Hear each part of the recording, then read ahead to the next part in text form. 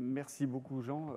C'est évidemment un grand honneur d'être ici dans un endroit aussi prestigieux, premièrement. Et donc, je te remercie très chaleureusement pour l'invitation. C'est un grand honneur d'être inclus dans ce cycle de cours dont j'ai suivi le premier en vrai, en live ce matin. C'est également un honneur important parce que le sujet, en fait, il se trouve qu'il est extrêmement fortement relié au sujet du cours. Et donc, j'espère que vous retrouverez quelques éléments du sujet du cours, y compris celui de ce matin. En particulier, probablement, tout ce que Jean n'a pas dit, je vais en parler. Enfin, une partie, en tout cas, toute la face cachée. Donc ça, vous le verrez à l'occasion. Enfin, c'est un honneur également, je rebondis sur ce qu'a dit Jean tout à l'heure, quand il parlait de photosociation. Il se trouve que maintenant, je suis directeur du laboratoire ME Coton. Et c'est effectivement l'époque à laquelle réfère Jean était vraiment une époque extraordinairement excitante pour nous tous au laboratoire lorsque ces molécules et ces technologies ont été développées au laboratoire. Voilà, c'était mon introduction. Et donc, alors j'ai fait les transparents en anglais et je vais parler en français. J'ai pensé que c'était un compromis raisonnable. Et donc, je vais vous présenter certains travaux de l'équipe au laboratoire. Donc, cette équipe s'appelle Théomol, ici, une équipe que j'ai créée il y a peut-être un peu plus de 10 ans maintenant, oui, 20 ans même, maintenant, oui, ça va vite. Et puis, donc, au laboratoire ME Coton, avec donc, nos tutelles. Et alors, j'ai intitulé ce titre, ça vient comme je vais l'expliquer, ça vient d'une revue que j'avais écrite. Et en fait, c'est intéressant parce que finalement, les molécules froides, Jean employait le mot chimie tout à l'heure, justement, on est justement à cet intermédiaire-là. C'est-à-dire, on fait de la chimie, c'est-à-dire on lit les atomes, mais on le fait avec des arguments de physiciens et pas des arguments de chimistes. Je pense que dans vos études, vous aurez tous compris qu'il y avait une différence d'approche, de point de vue, on va dire. Et là, on est vraiment un petit peu à l'intermédiaire, et je crois que c'est ça qui rend les choses également assez intéressantes.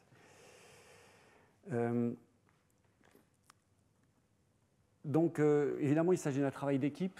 Et donc, ici, les gens qui ont joué un rôle sur les résultats que je vais présenter sont les gens qui sont ici. Ting Xie, qui était postdoc, Nadia Bouloufa, ma collaboratrice de très très longue date, Eliane Luc, émérite au laboratoire, Romain Vexio, un chercheur recruté maintenant depuis un peu moins de 10 ans, Maxence Lepers, un peu plus de 10 ans, qui est maintenant à Dijon, et une collègue également en Hongrie qui a fait plusieurs postdocs avec nous. Et ici, c'est une présentation, on a une photo de groupe qui commence à dater un tout petit peu, et puis j'ai remis ici les noms des personnes en gras qui sont impliquées, également la composition de l'équipe ici, et qui génère vraiment des interactions extrêmement fructueuses au jour le jour. Alors, comme je le disais, ce titre reprend en fait le titre d'une revue que j'avais écrite avec mon collègue Maurice Raoult et Eberhard Thiemann en 2006. Et justement, c'était une revue, il y en a eu plusieurs sur les molécules froides, une revue et puis surtout un numéro spécial en fait. Et en fait, j'ai pris ici je me suis remis en mémoire quelques phrases qu'on avait écrites à l'époque, des choses du genre molecules are too difficult, molecules contain too many atoms. C'est pas nous qui avons inventé ça, mais c'est un point de vue qui est assez répandu, surtout chez les physiciens atomiques.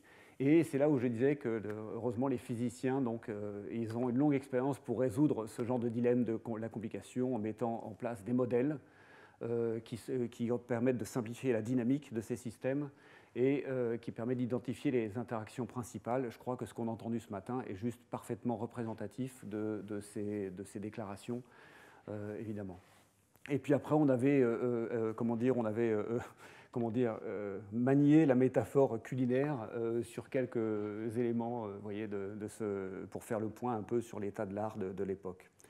Et puis un peu plus tard, bon là c'est un peu de publicité personnelle, mais il se trouve que il y a un livre qui est paru ici sur Cold Chemistry, et qui parle vraiment de comment est-ce qu'on peut aller plus loin que deux atomes et d'arriver vraiment à réinventer quelque chose qui est vraiment de la chimie à température extrêmement froide.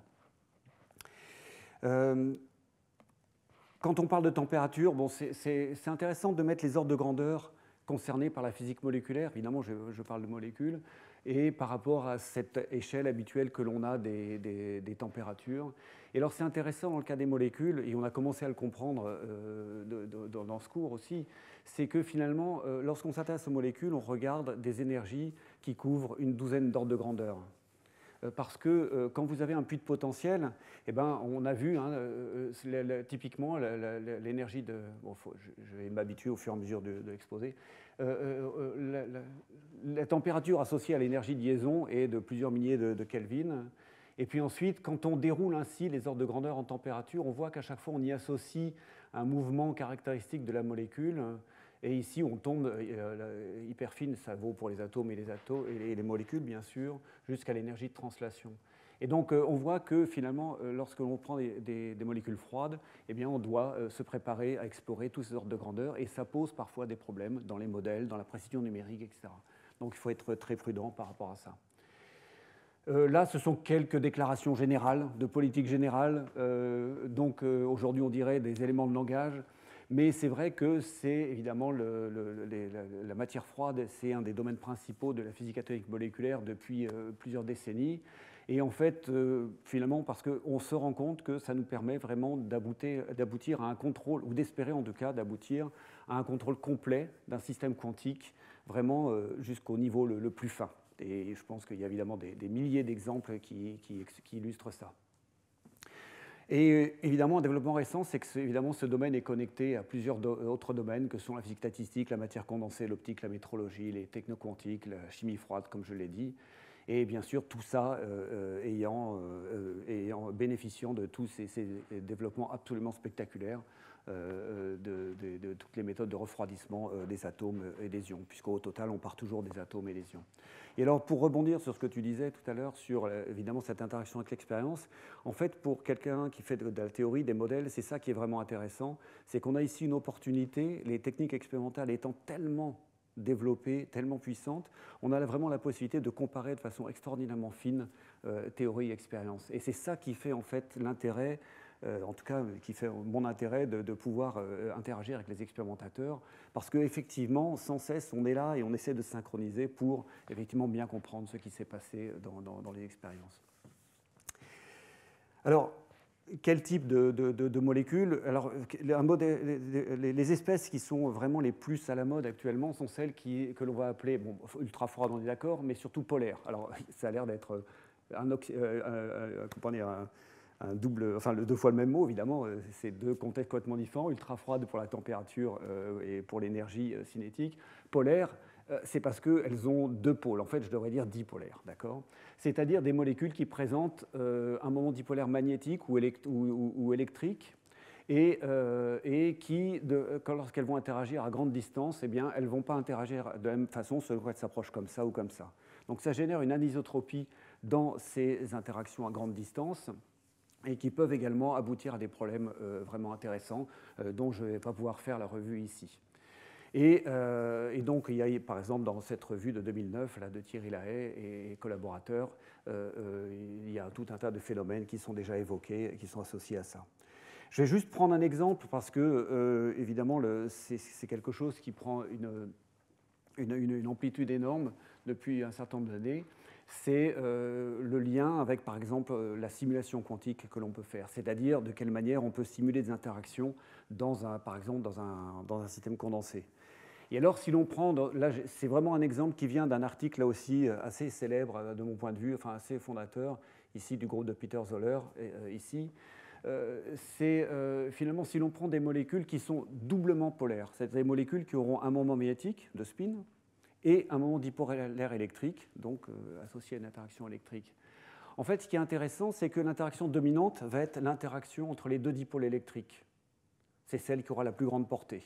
Donc, si l'on imagine que l'on a ces molécules dans un réseau optique, eh bien, c'est cette interaction-là que les molécules vont ressentir en premier. Mais si en plus elles ont un moment de spin, ici, évidemment, l'interaction spin-spin va être extrêmement faible et va être, pour ainsi dire, invisible. Néanmoins, la façon dont les deux moments dipolaires électriques vont interagir va dépendre de l'état de spin de ces deux molécules. Ce qui fait qu'il y a moyen, en quelque sorte, de faire porter l'interaction spin-spin par l'interaction dipôle-dipôle électrique. Vous voyez ? Et donc, c'est de cette façon-là qu'on va pouvoir jouer et qu'on va pouvoir faire des problèmes de simulation, et dans ce cas précis, de simuler une interaction spin-spin. Donc, j'aime bien cet exemple.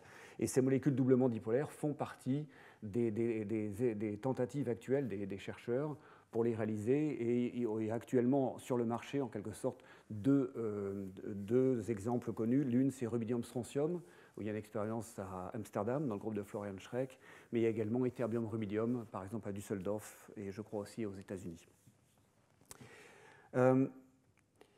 Avant de commencer les résultats, je m'étais dit que ça valait le coup de faire un petit historique sur ce modèle.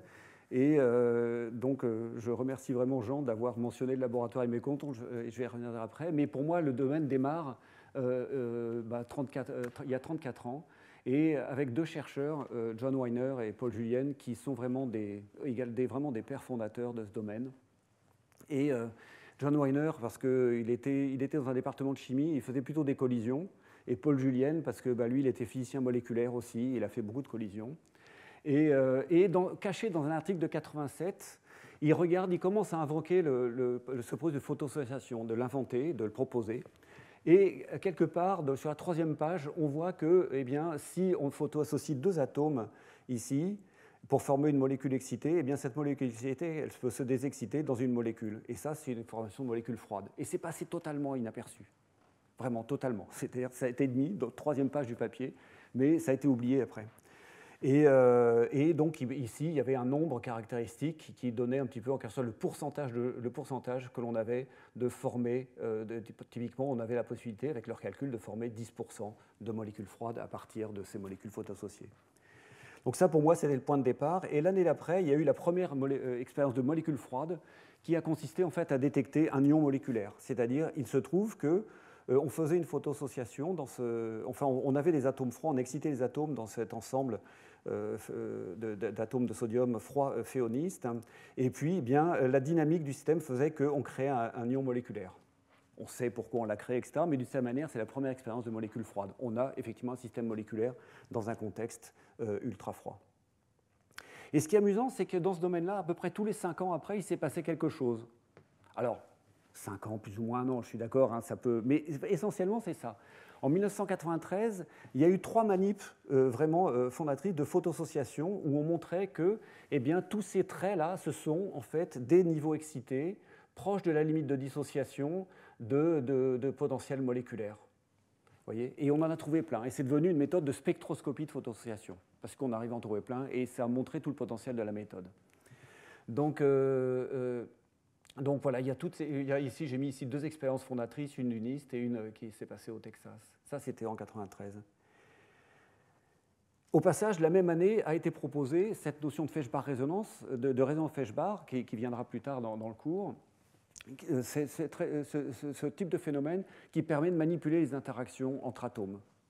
Et c'est cette année 1993 où ça a été proposé pour la première fois dans le contexte d'atomes froids, sachant que, quand même, historiquement, c'était déjà présent dans un papier d'un spectroscopiste, Bill Stoley, en 1976.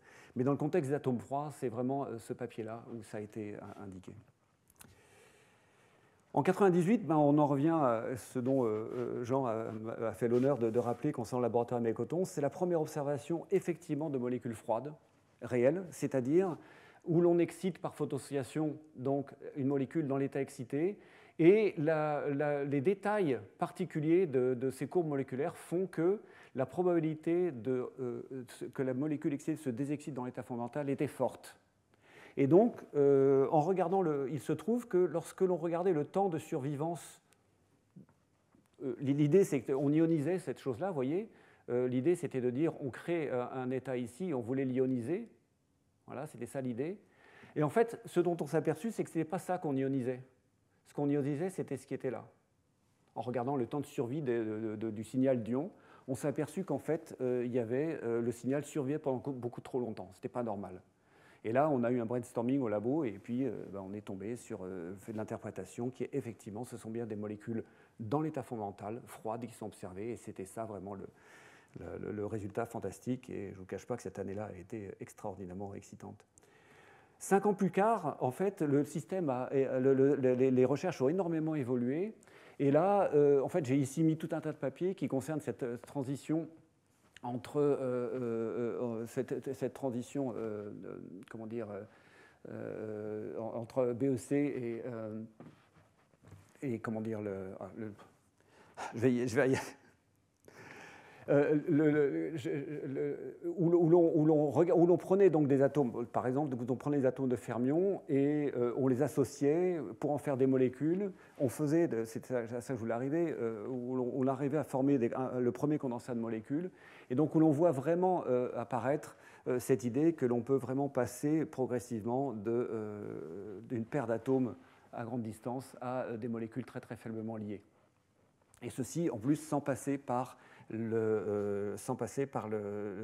les états excités de la molécule. Avant ça, il y avait quelque chose qui avait commencé à s'appeler superchemistry ici. C'est justement lorsqu'on commençait à voir dans un état condensé, dans la condensate Bose-Einstein, justement cette cohérence entre les atomes qui existaient et les molécules. Donc ça, c'était en 2003. Un peu plus tard, donc, ça s'est prolongé, c'est pour ça que je dis c'est à peu près tous les 5 ans, et évidemment le mot que je cherchais, vous l'aurez tous compris, c'était celui-là, évidemment, qui ne me revenait pas. Mais donc il y a eu énormément de travaux ici, et dont des travaux qui ont été faits ici à Paris en même temps. En 2008, 5 ans plus tard, eh bien, on a réussi à être capable de ces molécules dans l'état fondamental. Elles étaient dans plein de niveaux vibrationnels internes, donc elles avaient beaucoup d'énergie interne. Eh bien, on a réussi, par un système laser, et au laboratoire avec Coton également, à vraiment rassembler la population de toutes ces molécules dans l'état vibrationnel le plus bas. Et là, ça a été un progrès encore important. Et dans le même temps, ça a été fait au GILA, qui est vraiment un des groupes majeurs de ce domaine, et où ils ont fait la même chose, justement avec une molécule polaire, KRB, une molécule qui a un moment dipolaire électrique. Et j'ai rappelé aussi, ici, ce sera évidemment dans les diapos, et également quelques autres références qui étaient un peu avant, mais qui formaient ces molécules dans l'état fondamental, mais de façon, on va dire, moins contrôlée. En 2018, en fait, ce qui s'est passé, donc là j'ai sauté 10 ans, on a réussi à refroidir par laser les molécules, comme les atomes. Pas n'importe quelle molécule. Il fallait que ce soit des molécules qui se comportent comme des atomes. Sinon, ça ne marche pas. Alors, je passe sur les détails. Donc, je veux dire par là, le refroidissement laser des molécules est de très loin pas du tout une méthode universelle, mais il y a quelques spécimens moléculaires pour lesquels ça marche super bien, et les molécules comme CAF, SRF se comportent à bien des égards comme des atomes, et en tout cas vis-à-vis des transitions optiques. Et c'est pour ça que l'on est arrivé à refroidir par laser les molécules, et qui représente maintenant un préliminaire pour effectivement arriver à un condensat de molécules dans leur état fondamental. Ce n'est pas la seule voie, mais c'est une voie vraiment intéressante. Alors, pour créer des molécules froides, comment est-ce que l'on fait? Ici, j'ai rassemblé avec quelques schémas les méthodes un peu populaires. Il y a celle qui a été mentionnée par Jean tout à l'heure, la photodissociation, donc qui consiste à prendre deux atomes en collision. Alors, je suis content parce que vraiment, je n'ai pas besoin de réexpliquer ce que sont ces courbes, ces fonctionnements, etc. Vraiment, ça m'aide énormément. Et donc où l'on voit exactement les mêmes objets que vous avez vus tout à l'heure dans le cours de Jean, ici, avec cette fonction d'onde ici qui décrit un état d'énergie quasi nul, hein, et où il y a la possibilité d'absorber un photon ici, et si l'on choisit bien la fréquence, on peut atteindre un état excité, ici, vibrationnel, d'une molécule proche de la limite dissociation. Et si la nature est gentille avec nous, eh bien, il y a la complexité de ces potentiels moléculaires, qui est donc la partie cachée de ce matin. C'est-à-dire c'est tout ce qui se passe à l'intérieur de ce mur répulsif ou dans cette partie molle. Donc cette partie molle peut être extrêmement variée, et parmi ces variations, il peut y avoir tout un tas de choses ici qui font que ça favorise la désexcitation vers les états fondamentaux, et c'est pour ça, comme je vous l'ai dit, que l'on arrivait, avec ce type de méthode, à créer des molécules en état fondamental. Une autre méthode qui est venue, en termes de contrôle, qui est devenue bien plus populaire, est justement celle qui consiste à s'appuyer sur ces fameuses résonances de Feshbach. Alors, je le dis juste ici, je ne vais pas prétendre que vous comprendrez, mais typiquement, l'idée est de s'arranger pour que l'état d'énergie cinétique initiale ici de collision des deux atomes se retrouve en coïncidence avec un état lié de la molécule qui se trouve dans une autre courbe de potentiel. Et ceci peut s'ajuster avec un champ magnétique, c'est l'article que je vous ai mentionné tout à l'heure. Et quand on arrive à faire ça, en fait, on arrive à mélanger cet état-là avec cet état-là, Et si on fait ça de manière suffisamment intelligente, eh bien, on arrive à créer des molécules dans cet état-là et les garder. Une fois qu'on les garde dans cet état-là, elles sont donc liées, mais elles sont très excitées. Et donc l'idée, c'est qu'il faut maintenant prendre cette population et l'amener dans l'état fondamental, parce qu'évidemment, on veut un système qui a le moins possible d'énergie interne, parce qu'évidemment, deux molécules qui auront plein d'énergie interne, elles vont arriver, ça va être une explosion, on ne verra plus rien. Donc on veut vraiment qu'il n'y ait plus d'énergie interne.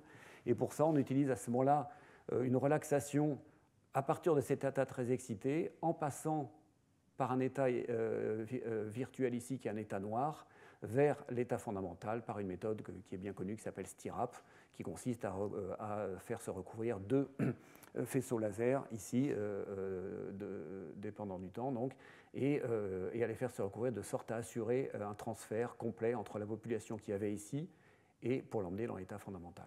Donc c'est ça un petit peu la boîte à outils des personnes qui voudront former des molécules froides, ce sont ces méthodes-là.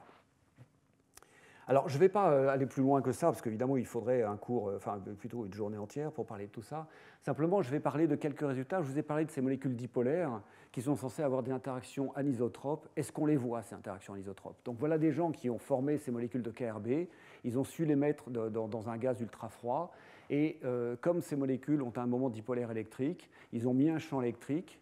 Et ils se sont arrangés pour que les molécules, dans l'arrangement expérimental, ça se fait dans des pièges, dans des réseaux optiques à 1D ou 2D, ils s'arrangent pour que les molécules en fait, soient alignées comme ça ou comme ça. Et en fait, ils sont capables, et c'est le sens de ces graphes qui sont ici, selon que les molécules, par exemple ici, ici vous voyez le taux de collision, c'est-à-dire le taux de perte de molécules, en fonction du moment dipolaire, autrement dit en fonction de l'intensité du champ électrique. Plus le champ électrique est fort, plus le moment dipolaire s'aligne le long du champ. Voyez ? Et donc là, ce que l'on voit, c'est que si les molécules sont alignées dans une configuration favorable, celle-ci, eh bien évidemment, comme ici on a plus, moins, comme ici on a plus, moins, si les molécules arrivent comme ça, eh bien, elles vont se repousser parce que les charges se repoussent. Voyez ? Et donc il y aura beaucoup moins de pertes. Et donc c'est la courbe noire. Au contraire, la courbe rouge, si les molécules arrivent comme ça, bah, c'est tout le contraire. Ici, j'ai moins plus, ici, j'ai moins plus. Au contraire, elles vont avoir qu'une envie, c'est de venir et rentrer en collision. Donc on a déjà ici une petite idée de voir qu'avec un champ électrique, eh bien, on s'aperçoit que l'on privilégie une interaction par rapport à l'autre et on a déjà une possibilité de contrôle de la survie de cet échantillon de molécules froides. Et évidemment de façon donc anisotrope, comme je viens de l'expliquer. Donc ça, c'était vraiment un très joli résultat. Simplement, on a un problème. Plusieurs groupes dans le monde, maintenant, sont capables de faire des échantillons de molécules froides, la plupart du temps avec des dimères alcalins. Donc la liste, je vous donnerai la liste juste après d'ailleurs. Et ici, je mets NARB parce qu'il se trouve qu'on associe à ce travail avec des collègues de Hong Kong. Et en fait, ce qu'il se passe, c'est que parmi ces dimères alcalins, vous prenez ces alcalins, de lithium à césium, vous les assemblez entre eux, et parmi eux, il y en a certains qui ont une mauvaise tendance, qui est de faire une réaction chimique. KRB, typiquement, quand il s'approche, eh bien, ça peut faire K2 plus RB2. Donc, c'est difficile de se dire, je vais faire un échantillon de molécules froides qui va rester tranquille comme ça. Donc, les gens se sont dit, allons voir ces espèces moléculaires qui ne font pas ça. NRB est un exemple. Ce n'est pas le seul, hein. NAK également, et également RBCS, pour prendre les trois cas les plus, disons, populaires. Eh bien, quand ils arrivent et qu'elles sont dans leur étape fondamentale absolue, vibrationnelle, rotationnelle, n'est-ce pas? Eh bien, elles s'approchent, elles ne réagissent pas. Elles ne sont censées faire que des collisions élastiques, parce que c'est l'état d'énergie le plus bas. Et pourtant, tous ces gens qui font tellement d'espoir dans ces espèces, eh bien, qu'est-ce qu'ils voient ici? C'est qu'ils regardent le temps de survie et leur nombre de molécules dépendant du temps. Eh bien, au bout de... Alors, 100 millisecondes, c'est déjà beaucoup, mais ça devrait être beaucoup plus, n'est-ce pas? Eh bien, les molécules disparaissent quand même. Et on se demande bien pourquoi. Et là, il y a un vrai problème. Et ça signifie quoi? Alors, les interprétations qui ont été proposées, c'est toujours pas résolu. Hein, c'est vraiment un très gros sujet de recherche actuellement. C'est de dire que vous avez deux molécules qui arrivent comme ça. Elles s'approchent, enfin, je dis comme ça, elles tournent hein, comme ça, elles s'approchent. Et en fait, il se trouve que l'espace des phases, lorsque ces quatre particules sont proches l'une de l'autre, l'espace des phases est tel que ces molécules ont tendance à rester longtemps. Et pendant qu'elles restent, il peut leur arriver tout un tas de choses. C'est ça le problème. Qu'est-ce qui leur arrive? On ne sait pas trop. Mais en tout cas, ce qui est sûr, c'est qu'elles restent beaucoup trop longtemps ici. Donc c'est curieux parce que ces molécules sont en interaction de Van der Waals. Mais pourtant, il n'y a pas de cette réflexion quantique, précisément. Alors pourquoi il n'y a pas de réflexion quantique? Eh bien, c'est parce que c'est un problème qui n'est pas du tout monocanal. Mais alors, pas du tout. Alors pourquoi? Et donc, c'est ce qui a pris le nom de sticky collisions. Également, le mot vient d'un collègue, John Bone, du GILA également. En fait, voilà, ça c'était juste pour dire qu'en fait, pour d'autres espèces, on observe la même chose, hein, en passant. Donc, que ce soit au MIT avec NALI, RBCS à Innsbruck ou alors à Durham, et NAK, il y a plusieurs expériences. Ici, c'est celle du MIT, mais également à Hanovre et Garching. Donc, dans tout ça, on observe toujours la même limitation de durée de vie de ces échantillons moléculaires. Alors, comme je le disais, pourquoi ce n'est pas du tout monocanal? Ce schéma-là illustre cela. Alors bon, là, c'est illustré pour atome-molécule, mais en vérité, ça vaut pour molécule-molécule, donc peu importe. Hein. Mais c'est l'idée de dire que si vous arrivez par l'état noir ici, qui est l'état absolument fondamental, eh bien, vous avez au-dessus tous les états qui sont associés au fait que la molécule est dans un autre état vibrationnel ou rotationnel. Voyez ? Et alors, si vous tracez les courbes de potentiel correspondantes, eh bien, elles sont attractives aussi, et elles vont toutes avoir tendance à plonger comme ça, vous voyez ? Comme ça. Ce qui fait que si je prends le trait pointillé ici, qui est mon état initial, à grande distance, tout se passe bien, on a une interaction à grande distance, tout se passe très bien. Mais quand il commence à se rapprocher un peu, on voit que finalement la dynamique associée à tous ces états, eh bien, il va commencer à l'explorer. Parce qu'il va commencer à explorer ici une densité d'états qui va être de plus en plus considérable. Donc vous voyez, on n'est pas du tout monovoie, il y a plein de voies, et donc il y a tout un tas de raisons pour que la densité de probabilité de l'état initial se redistribue, si les interactions sont suffisantes, d'une façon extraordinairement compliquée ici, et donc il n'y a pas moyen, effectivement. Si la densité de probabilité se redistribue, l'approche semi-classique, ça veut dire j'ai tendance à rester plus longtemps, quoi. Et si je reste plus longtemps, dans mon expérience, il peut arriver n'importe quoi. Une collision avec une troisième particule, un photon qui arrive, etc.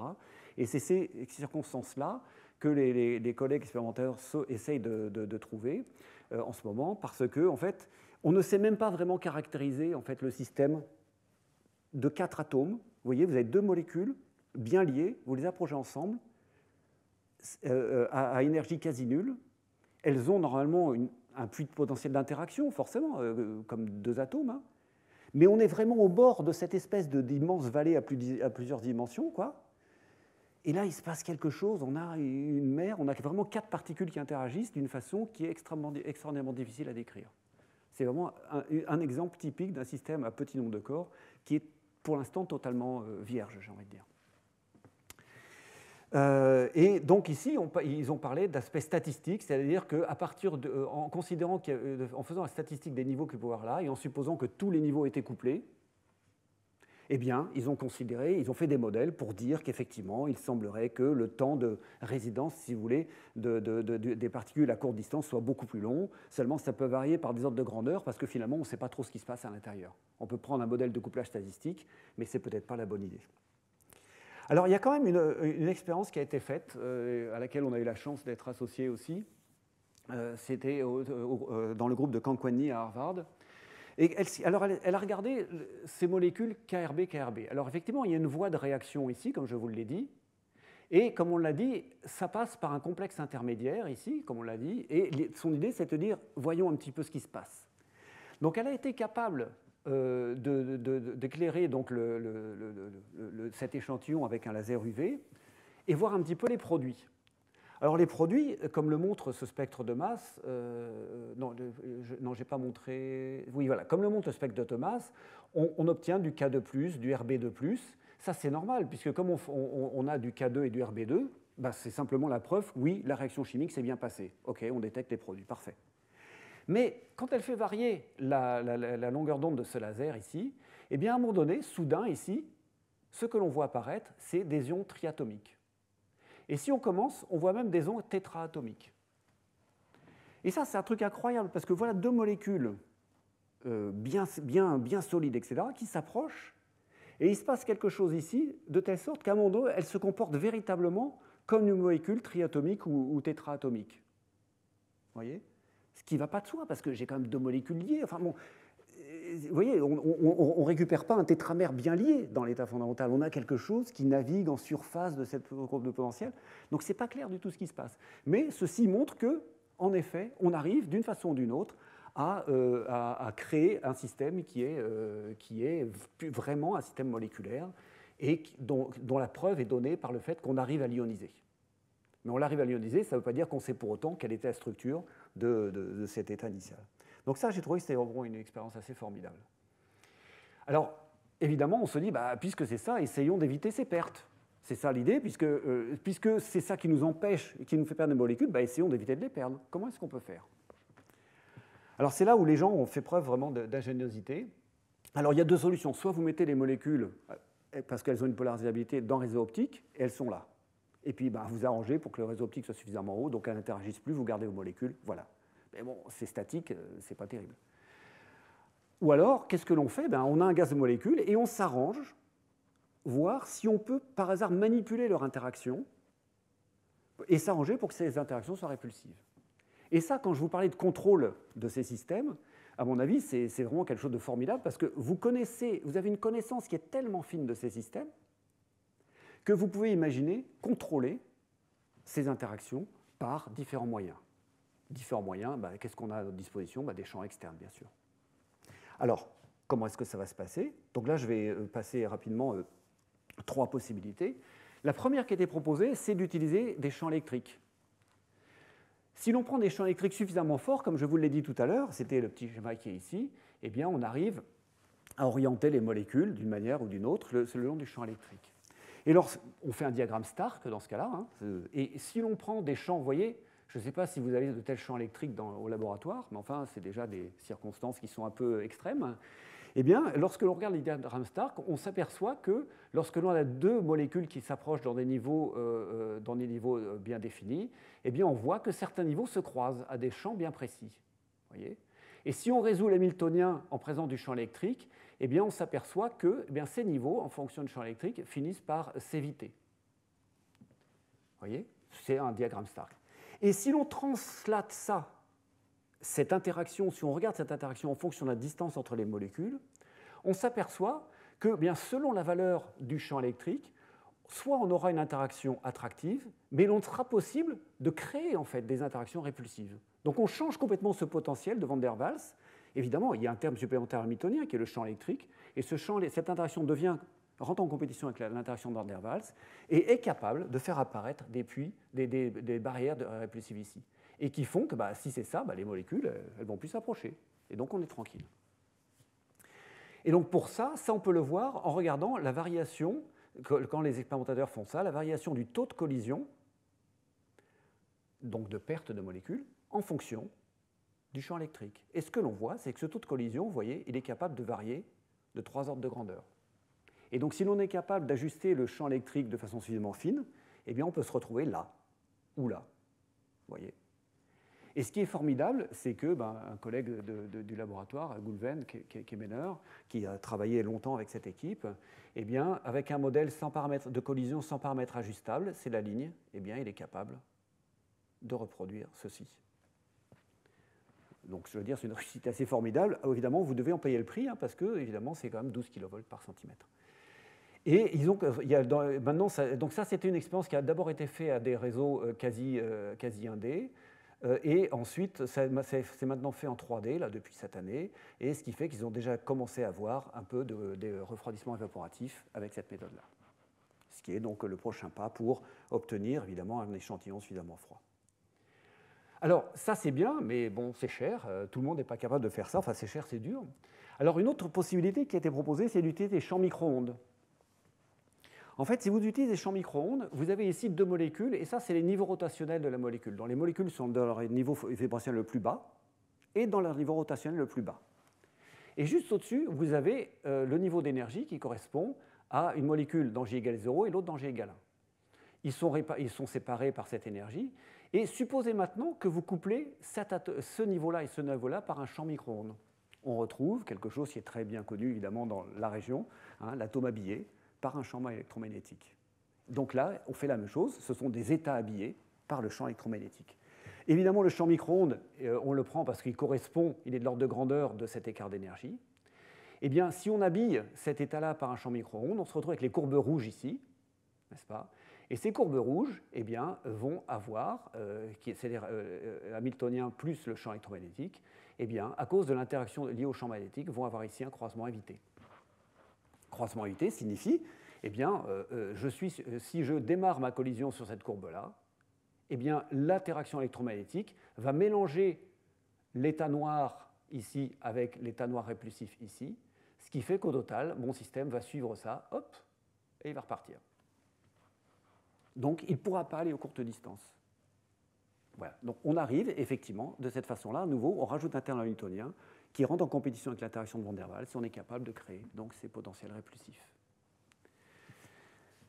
Alors, ce qui est intéressant ici, c'est que quand on fait ça, il n'y a pas d'émission spontanée ici, parce qu'évidemment, l'émission spontanée entre ces deux états est extrêmement faible. Donc, ça ne gêne pas ce phénomène d'écrantage. Et le seul point technique ici, c'est qu'on a besoin, pour des raisons de règles de sélection, pour que ça marche, on a besoin de polarisation circulaire ici. Et ce qui n'est pas forcément facile à faire avec des champs micro-ondes. Donc, ça, c'est un peu la limitation technique. Néanmoins, ça vient d'être observé cette année à nouveau, là, et on le voit ici, hein, en appliquant ici, c'est la courbe bleue.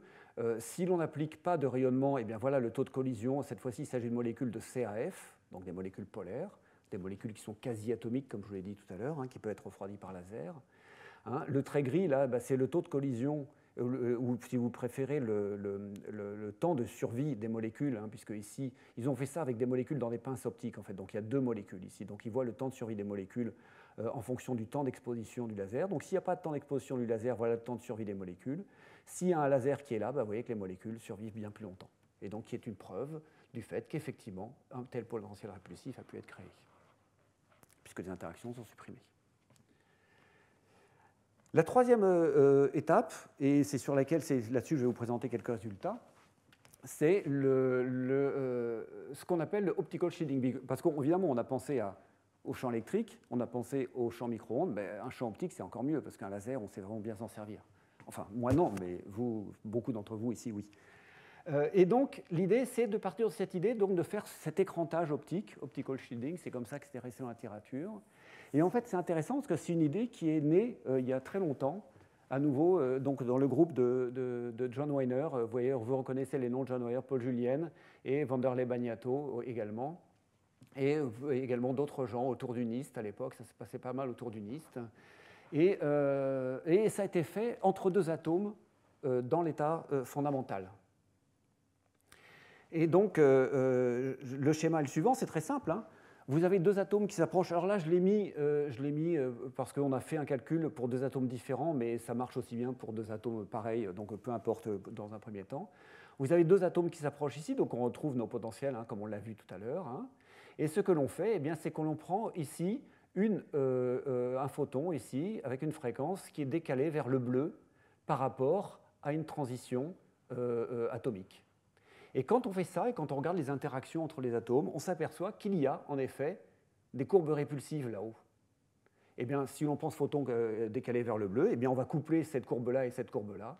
Et donc, qu'est-ce qui va se passer? Il va se passer que eh bien, les atomes vont progresser ici et ils vont repartir en arrière, si l'on fait ce couplage. Vous voyez, c'est la même idée. Sauf qu'au lieu que ce soit avec un champ micro-ondes, hein, c'est avec un champ optique. Et donc, on ne s'adresse plus évidemment, dans le cas des atomes, évidemment, il n'y a pas de niveau rotationnel et vibrationnel, mais je veux dire, en termes de quantité d'énergie ici, hein, on parle d'une fraction d'électronvolts, alors qu'on parlait évidemment de quelques micro-ondes avant. Voilà. Donc ça, c'est une vision semi-classique, hein, ce que je vous ai mis là, mais je pense qu'intuitivement, c'est très utile pour comprendre ce qu'il se passe.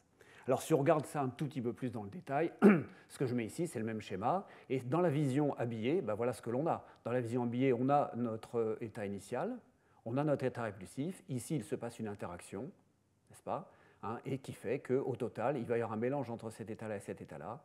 Et donc, les deux atomes vont repartir et ne subiront pas d'interaction. Alors, ça a été démontré pour les atomes identiques. Ça n'a jamais été démontré pour des atomes non identiques. Et c'est une proposition que l'on fait, que ça puisse être fait. Alors, la dernière image qui illustre ça, c'est cette vision semi-classique, hein, où l'on a les différents des différentes voies possibles que les atomes peuvent suivre, avec les différentes probabilités ici, et qui montrent que si on fait les choses bien, on arrive à rendre la probabilité de passage ici à 0, ce qui fait que tout est réfléchi. Ça, c'est les arguments semi-classiques. Alors, dans la vraie vie, ça donne ça, c'est-à-dire, voilà dans le cas de NA2, qui était le système pour lequel, le 2 est mal placé ici, pour lequel le système avait été fait. Et l'on voit qu'il fallait, pour des raisons de symétrie, il fallait à nouveau une polarisation circulaire ici pour avoir un vrai croisement évité, et donc qui empêche que les atomes rentrent en collision et aillent à l'intérieur. Et ici, dans le cas hétéronucléaire, c'est un petit peu plus compliqué parce qu'il y a des conditions de symétrie qui ne sont plus, on n'a plus la symétrie d'échange des atomes, donc c'est un petit peu plus compliqué, mais on le voit toujours ici, dans cette zone-là, la possibilité de coupler à des états répulsifs qui viennent de l'état excité, et donc de diminuer le taux de collision ici, si l'on choisit correctement les paramètres du champ électromagnétique. Voilà. Donc ça a été prouvé. Alors évidemment, quand ça a été prouvé dans les années 90-95, c'était encore avec des mottes, donc la dispersion vitesse était encore assez grande, et donc il y a eu une tendance à voir qu'effectivement le taux de collision se diminuait, mais c'est des choses qui mériteraient d'être faites à des températures ultra froides, telles qu'on sait les faire maintenant. Bon, personne ne s'est encore jamais lancé là-dedans, mais c'est quelque chose qui pourrait être fait. Donc je dirais, il y a eu une tendance, ça a été prouvé, on a montré que ça ne marchait pas bien, parce que l'émission spontanée jouait un rôle important, etc. Mais en fait, on a prouvé, en regardant un peu mieux les modèles, qu'on pouvait trouver des conditions pour lesquelles l'émission spontanée ne joue pas un si grand rôle. Ça dépend beaucoup du choix de l'état répulsif. Et donc on s'est dit, on va faire la même chose pour les molécules. A priori, vous voyez, rien ne m'interdit de refaire un schéma identique.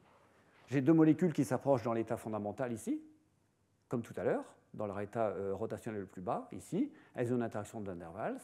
Et puis, est-ce que je peux trouver, cette fois-ci dans le spectre excité de la molécule, puisque, comme je l'ai dit, je prends maintenant un photon optique, donc je vais exciter électroniquement l'une des deux molécules, appelons l'état B, petit b, peu importe ce qu'il signifie pour l'instant.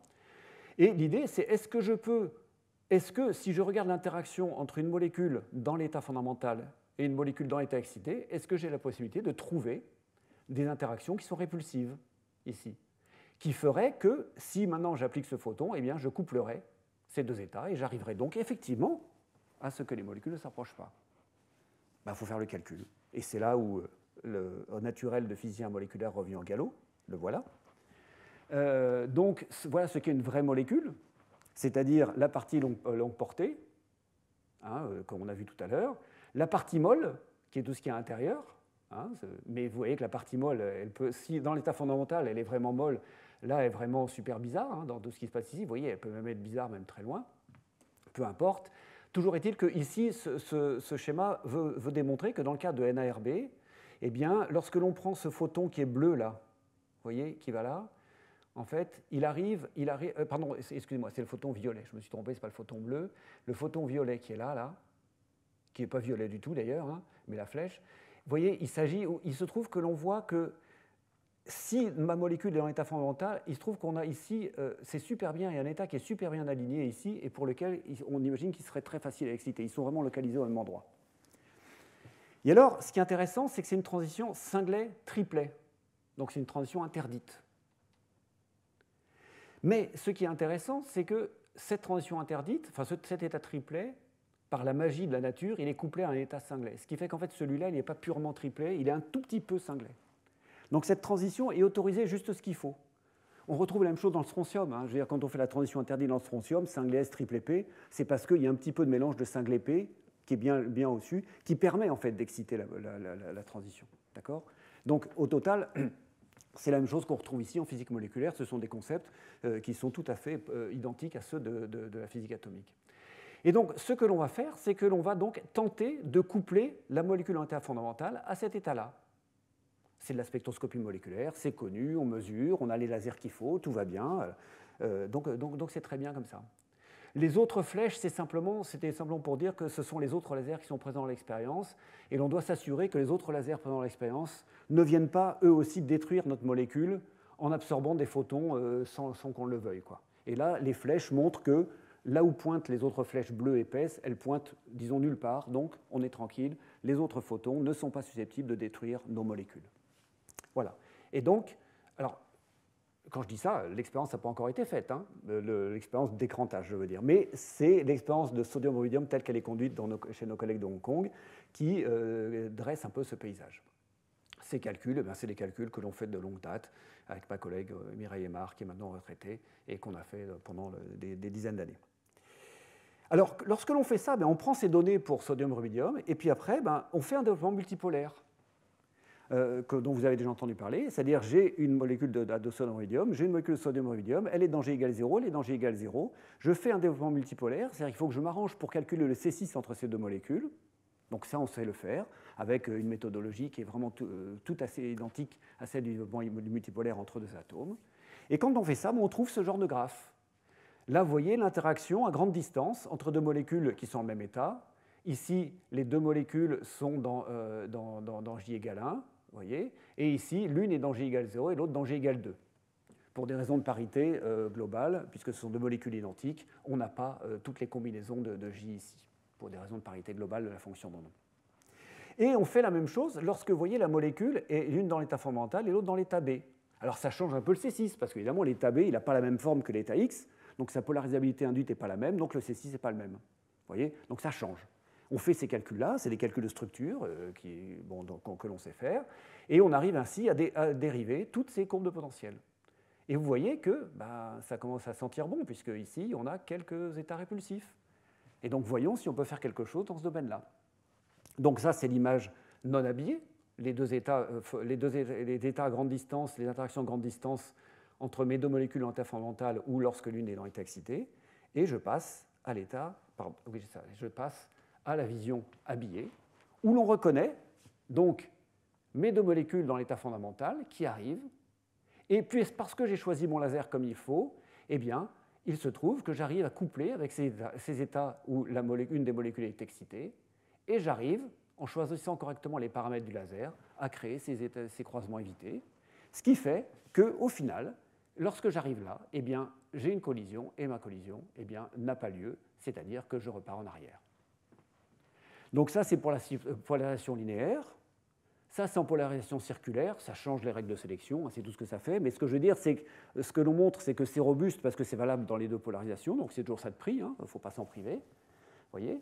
Et donc voilà de quelle manière on peut arriver à ainsi modifier les interactions à grande distance entre les deux molécules en couplant avec avec un champ électromagnétique. Alors comment est-ce qu'on résout ça? Là, je ne vais certainement pas le faire, mais enfin, essentiellement, on écrit l'hamiltonien qui est l'hamiltonien ici des deux molécules, avec leur énergie cinétique, leur moment angulaire, ici c'est la rotation de chacune des deux molécules, leur interaction mutuelle, et puis l'interaction avec ça c'est l'hamiltonien du champ électromagnétique, et ça c'est l'hamiltonien d'interaction molécule-champ.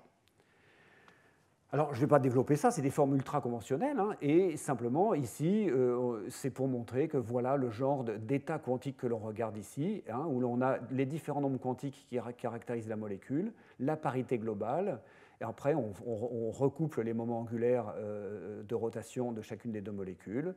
Ici, il y a la rotation des deux molécules entre elles, cette rotation mécanique, et tout ça nous donne un moment angulaire total avec une projection et habillé par le photon. Et on symétrise ça correctement. Donc ça, c'est une manière pour vous dire que tout ça repose sur un formalisme quantique tout à fait établi. Eh bien, on fait nos calculs. On fait nos calculs de collision, on résout l'équation de Schrödinger, et on cherche, alors c'est des choses qui viendront, je crois, un peu plus tard dans le cours, lorsque l'on calculera la matrice S, la matrice T, c'est-à-dire, autrement dit, les différentes amplitudes de diffusion. Finalement, on calcule les amplitudes de diffusion, et donc les probabilités de réaction de ces deux molécules, c'est-à-dire, lorsque ces molécules approchent, qu'est-ce qu'elles font? Si je reprends mon schéma, juste avant, lorsqu'elles vont s'approcher, est-ce qu'elles vont avoir tendance à repartir en arrière? Est-ce qu'elles vont avoir tendance à passer un petit peu de temps ici et hop, à ressortir par là? Je vais appeler ça une collision inélastique, parce que je n'aurai pas changé la nature des molécules, mais seulement leur état interne. Ou bien, est-ce que ici, ça va très mal se passer, elles vont partir dans ce puits épouvantable ici, et elles vont disparaître. Et je vais appeler ça collision réactive. Et donc, dans le formalisme, je vais pouvoir évaluer tout ça, c'est-à-dire qu'est-ce qui sort ici, et qu'est-ce que je perds là. Et donc, je vais voir si j'ai des collisions élastiques, des collisions inélastiques, des collisions réactives, et lesquelles dominent. Hein, je regarde la sortie de mes différentes voies. Et je mesure ces taux et je les compare. Et ça me donne ceci. Ici, voici les graphes donc, de ces différents taux de collision élastiques, inélastiques, réactifs, en fonction de la fréquence de Rabi, autrement dit la caractéristique, la force du couplage électromagnétique avec le système. Il y a les deux polarisations que j'ai mis ici, mais on voit que les deux résultats sont très proches. Et l'on voit ici alors c'est écrit un peu petit, mais là on voit 10-10 pour ce taux de collision élastique en centimètres cubes par seconde, ici. Et l'on voit ici que pour le taux inélastique, eh bien on part au début avec des valeurs qui sont tout à fait similaires, mais ce que l'on voit, c'est que si on augmente le couplage, eh bien ce taux de collision élastique est réduit de façon dramatique. Autrement dit, cette barrière répulsive est extrêmement efficace. Pareil pour les collisions réactives. Au début, il ne se passe rien. Vous voyez, j'ai des taux très grands, c'est-à-dire les molécules ont tendance à réagir, c'est ce que je vous disais. Mais à cause de cette barrière répulsive, eh bien, ce taux de collision réactive baisse dramatiquement, là aussi, et sont supprimés complètement.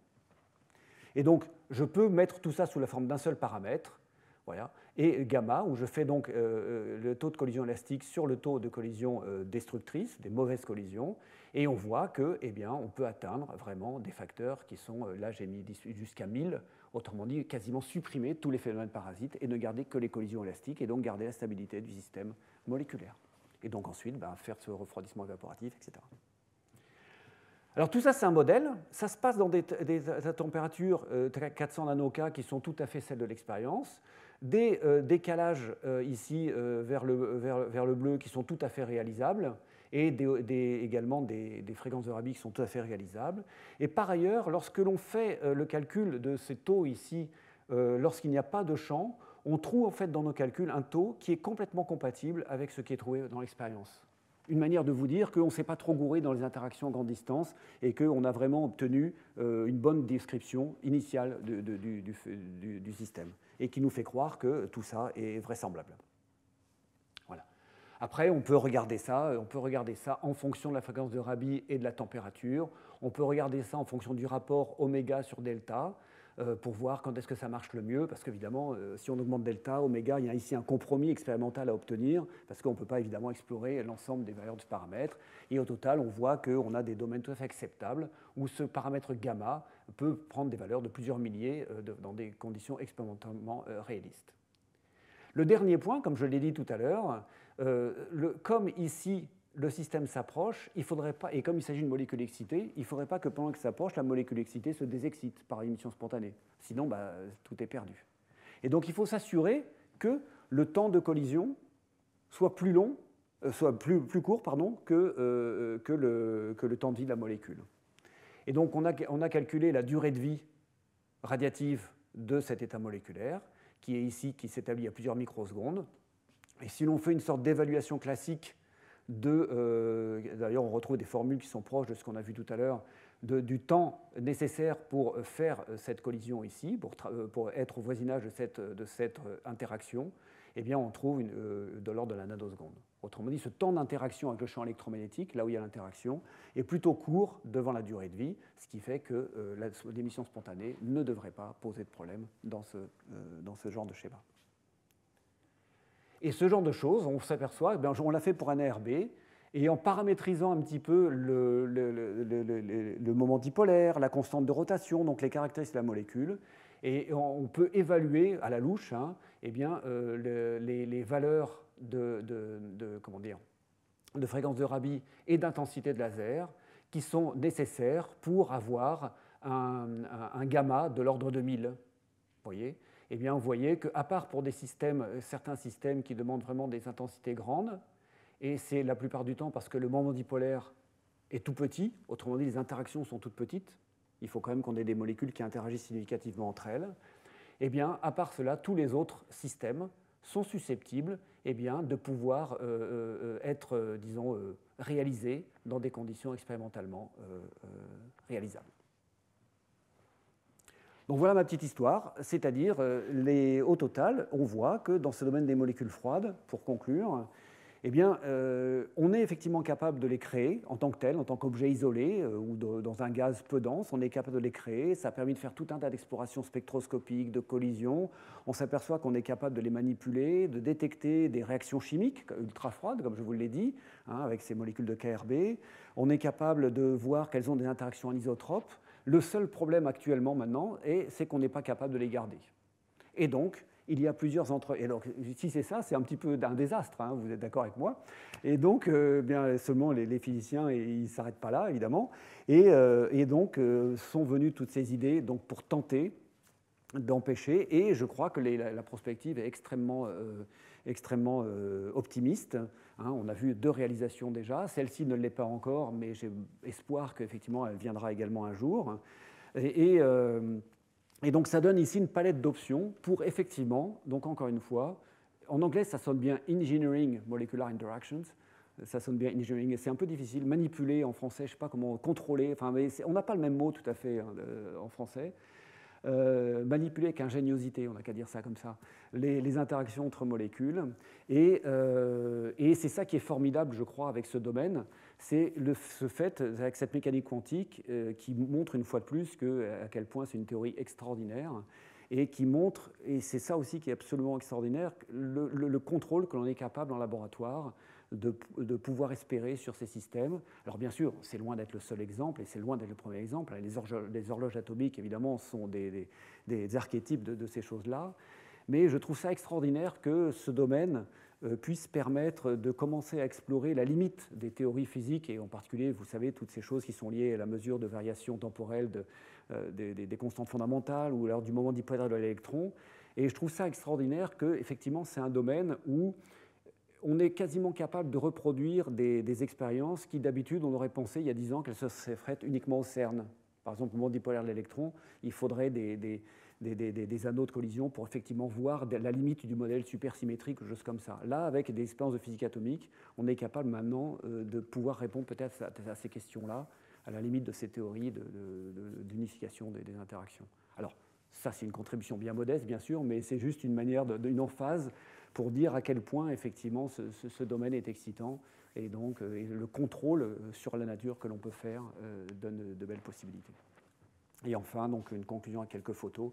On a la chance que le laboratoire Aimé-Cotton le bâtiment est en train d'être rénové, et donc voilà le chantier actuel. Et en ce qui me concerne, j'aurai la chance d'inaugurer ce bâtiment l'année prochaine. Donc